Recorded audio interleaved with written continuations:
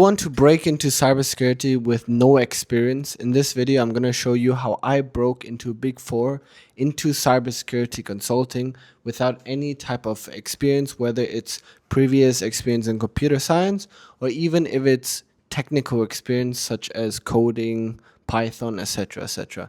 Now, in this video, I'm going to basically break it down to you guys by explaining you a little bit about my journey. This is not going to be a step-to-step guide, but I hope that throughout my journey, I'm able to inspire so that you can literally do the same.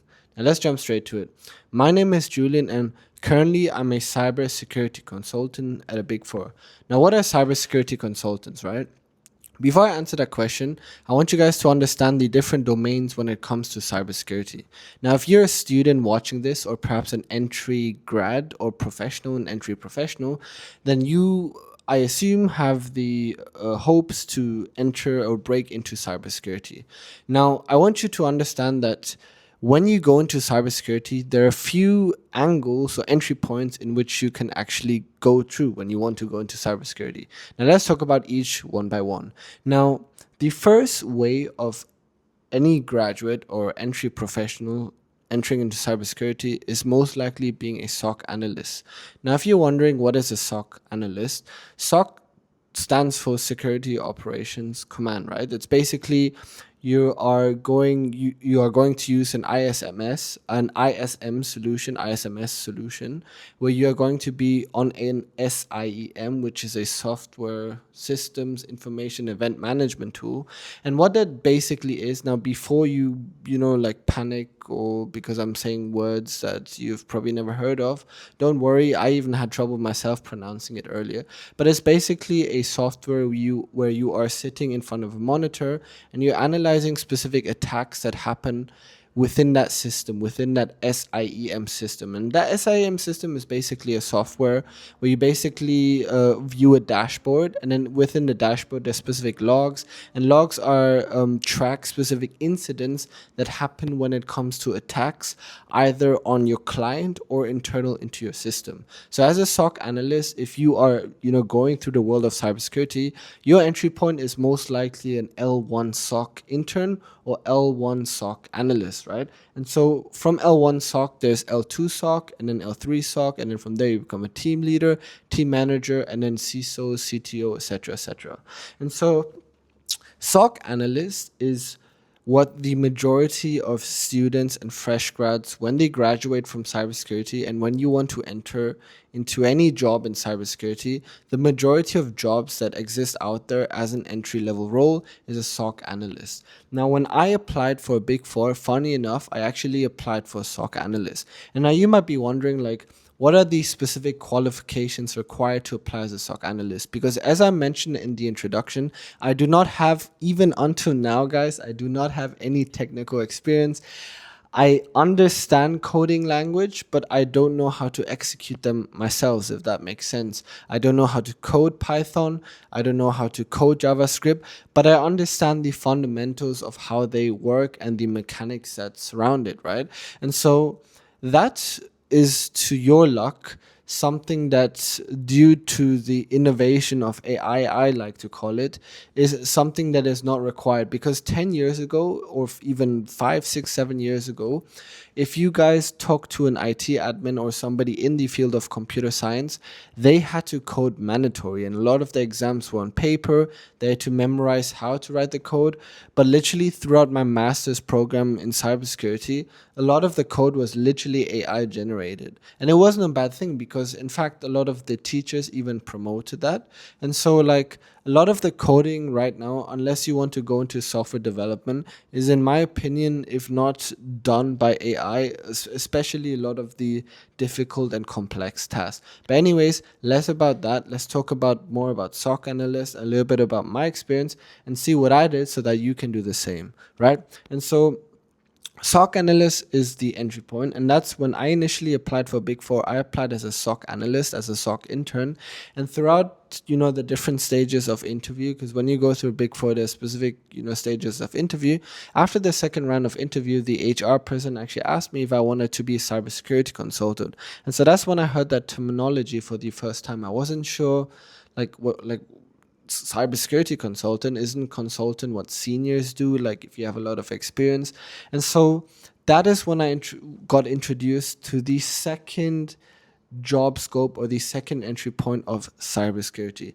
And that is cybersecurity consultant, specifically focusing on GRC. So if you see a lot of these entry jobs out there that talk about cybersecurity consultant, most likely they are either talking about being a tech consultant, like whether it's in sales, like promoting a product, or it's going to be about GRC. Now, that is what happened in my case. And so let me explain that a bit. What is a GRC? Now, GRC basically stands for Global Risk Compliance. Now, in cybersecurity world, the GRC is mainly focused on compliance and regulations, right? And so what that means is your job scope is to basically have specific frameworks such as the NIST, COBIT, ISO 27001. And what you do is you basically go to clients. It can even be internally, and that's why internal audits or internal consultants exist. I'll explain that just in a moment.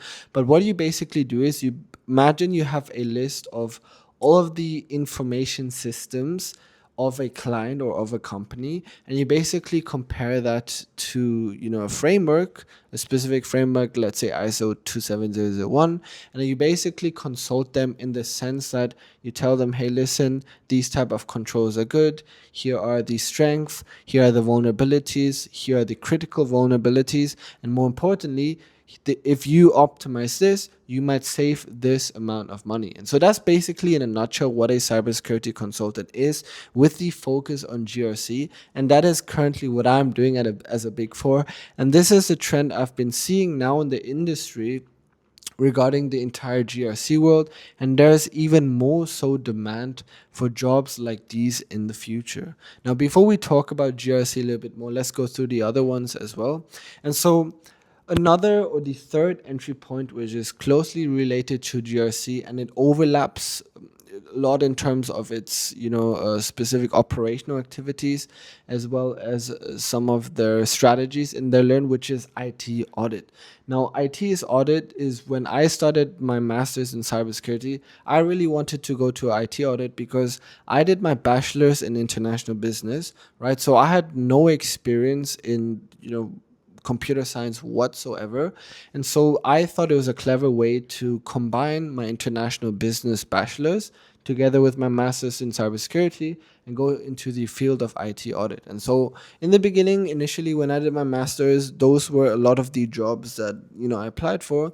And funny enough, I literally didn't land any interview on it, and I didn't get any offer whatsoever. Now let me explain to you why. Because IT audit is, the way I see it, especially in the job that I'm currently in, and seeing my colleagues doing IT audit. IT audit is, in my opinion, right now, very closely related to financial audit. And that's because fundamentally the entire audit firms is mainly financial audits, right? A lot of these big companies, when you talk about audit, they most likely mention or talk about financial audits.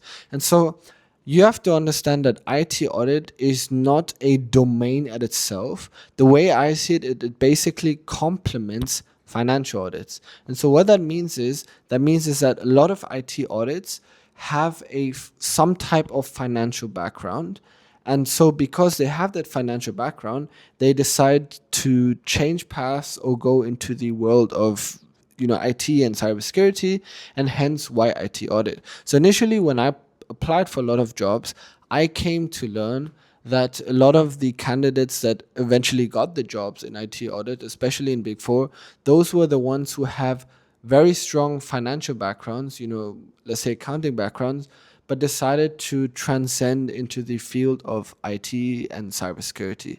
And so it's not impossible, even if you are watching this video right now and you do not have background in finance, accounting, or international business whatsoever, and you still want to go into IT audit, it is absolutely possible. I've seen that with a lot of my friends as well.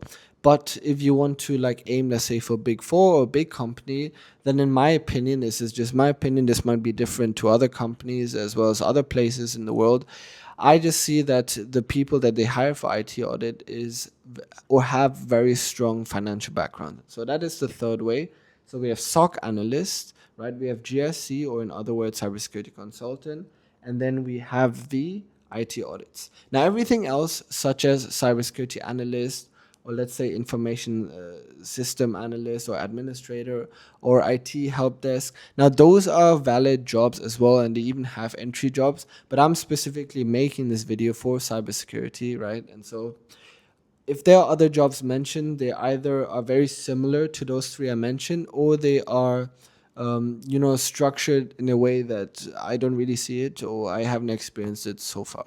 And so, coming back to a little bit of my journey, so I did my bachelor's in international business, and then I did my master's in cybersecurity. That took me just a year. Like, no joke, it took me just a year. And so you might be wondering, like, how on earth, like, does somebody with no coding experience, as well as no, prior experience in information security or IT, information technology, how does he get a job in cybersecurity or in IT? And so here are three things that helped me a lot. Now, the first was obviously the education background. It's important for you to either have a bachelor's in computer science or at least a master's in cybersecurity. I've seen people who do not have any educational background that got very good IT jobs, but they are, leveraged on the idea of experience and skills. So basically, they're very skillful at what they do, and they don't have an education background, but they can do the work, right? So, but for me, in my case, it was the education. And number two, that I was heavily focusing on, especially during my master's, was professional certification. And so I did the following certification. I did my CompTIA Security Plus. And if you're wondering what is CompTIA Security Plus, I could make another video on that if you want to. But it's basically an entry certification into cybersecurity, talking about the foundations and fundamentals of cybersecurity. But CompTIA is an internationally recognized training as well as certification provider. And so if you have CompTIA Security Plus, very often, I can say from my experience, is a lot of the recruiters will like that, and very often it's even a benchmark what recruiters look out for, right? And so that is the first. The next one, I took one specific certification on compliance and regulation. I was doing the COBIT framework. I was very interested in the COBIT framework because of the technicals between governance and management. Don't want to bore you guys on this, but there are other framework specific certification you can do, such as the ISO 27001. Definitely something that I will do in the future. You can do ISO 27001, either auditor or implementer.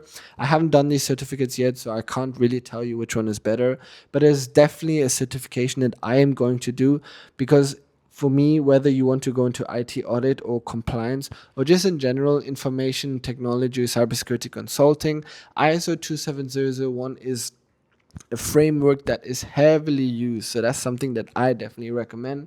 And there are other certification out there, such as the Google Fundamentals of Cybersecurity, or the Fortinet Cybersecurity Fundamentals, and also the the IS2CC Fundamentals in Cybersecurity. So if you are breaking again into cybersecurity with lacking of these experience, I definitely recommend you guys. In fact, I'll tell you guys straight up, get these certificates, because if you want to get, a good job, a good hiree or hirer, then definitely recommend you guys to do these certificates. If you're unsure which one, I definitely recommend starting with CompTIA Security Plus or the IS2CC.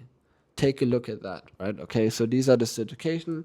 And the third part, which got me a lot of attention, was the clubs, societies, and activities. Because there's no point if you're good on paper, but you lack the technical, not the technical, but more the you can call it technical, but more the hands-on doing experience, right? You actually need some experience doing these type of activities.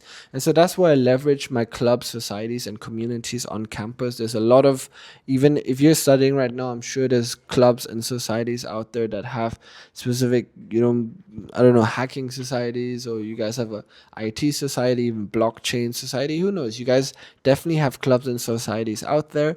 Leverage them, because the recruiter is going to ask you about the additional extracurriculums that you guys did in the field of IT/cybersecurity. And so if you don't have a club or society, or if you're shy and introverted, no worries. In fact, there's online try hack me. There's some black box activities. There's open source investigation competitions. There's CTFs. There's bounty bug hunters, stuff like that. There's so many resources online for you to actually get on the hands-on experience, because ironically, like, even though you are a fresh grad and entry person, like, the recruiters actually search for someone who at least have some type of experience in those things that I mentioned. So based on these three things, I was literally able to land a job without any prior cybersecurity experience. And when I mention without any prior, I mean, like, I've been doing this, it's just been a year.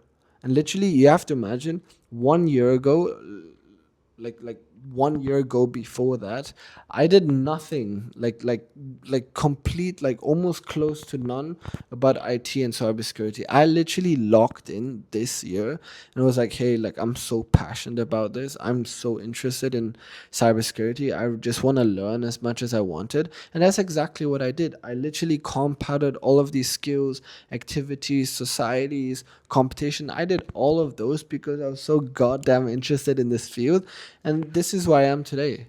And so, yeah, and my journey is not over. In fact, I'm just starting. Assuming, like, you guys are definitely going to start very soon. But that is the journey that I went through, and if I can do it, honestly, man, so can you. And it doesn't take, like, a magic spell or, something world extraordinary for it to happen. You can literally start tomorrow. And if you're, serious in breaking into IT and cybersecurity, then these are the things that I would recommend you to do. If you like this video, or if my journey somehow inspired you in whatever way whatsoever, then please subscribe, because then I would love to make more videos for you guys like these in the future. Or if you have any questions, I would love to answer it to you guys. Otherwise, I'll see you guys in the next one. Goodbye.